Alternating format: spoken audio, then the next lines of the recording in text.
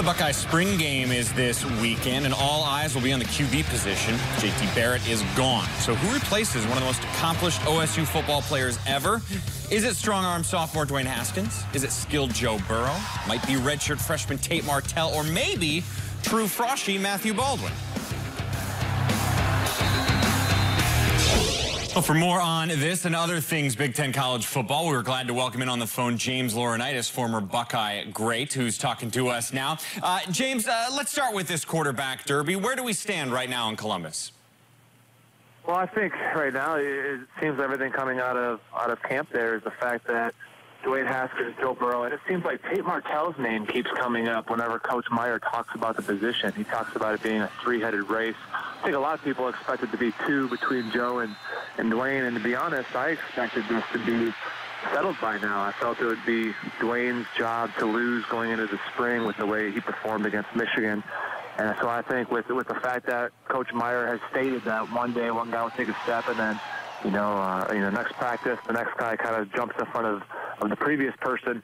It's one of those races that looks like it might drag into fall camp. Well, that's why it's good for them, too. There's still 5 more months until actual games are getting played, so there's plenty of time to figure it out. Speaking of 5 months, if you go 5 months back, James, to November 4th, this happened to Ohio State. Here we go. The place is about to explode. It's all Iowa. Nationally, this will be the story about how Ohio State was manhandled here today. Locally, this is a great story about the Hawkeyes. Truly a signature victory. Look at this place. So that's a 31-point loss to Iowa, which doomed Ohio State's chances to make the playoffs. I'm curious, since you're there and you've been around this team, does that loss still linger above and hover around this program? I'm not sure if it does with the players. I hope it does. I hope they use that as motivation because, without that game, I definitely think they're in the playoff, no questions asked. So I hope it does. Knowing Coach Meyer, he always is looking for motivation, so I'm sure it's been brought up a little bit. I'm sure they're not really going to kind of harp on it too much, but I know as a fan base, it definitely does.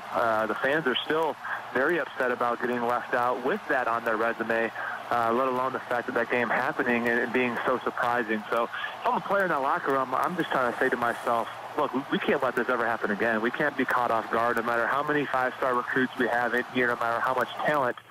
We can get embarrassed, not just beat, but embarrassed any given Saturday when you go on the road in the Big Ten. So I hope they're using it as motivation, and I hope it's one of those lessons that they can constantly draw back to on not taking any team lightly, especially when they go on the road.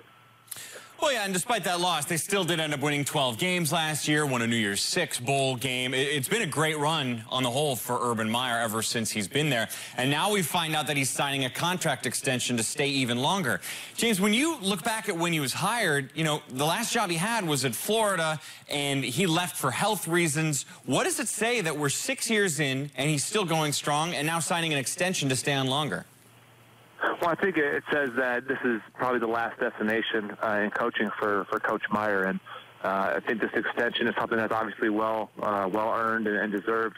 And he's one of those guys that everyone always expected him to come into Ohio State, I think, and flip it around and then kind of move on or go do something else. But the fact that he's signing this extension, and I was reading something the other day, Mike, that had in there about an administrative role being available to him when he's done coaching, perhaps, maybe in a mentorship, being able to help not only teach, a coaching class there at Ohio State, but be able to help, assistant coaches in the future, stuff like that. I think it's very, it's pointing in a direction that this is where he's going to be for the rest of his career. It's not always about dollars and cents, although that did get bumped up, and it's very nice for his bank account. But I think for him, it's just, hey, I can stay in Columbus. I like what I have going on here.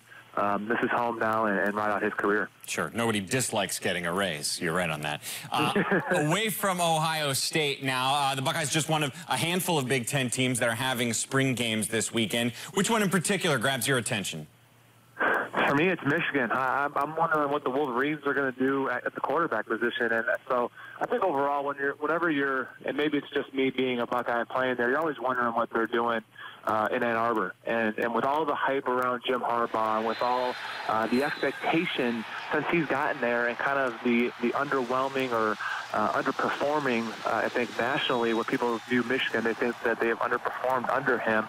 I'm always very interested in what they come up with in the spring, and the fact that he's so tight-lipped with us in the media about what's going on up there and really about who's going to play and, depth charts and all that stuff. The only time you ever really get a glimpse of what's going on is when you get to watch them on the field. So I'm very excited to see what's going on in Ann Arbor.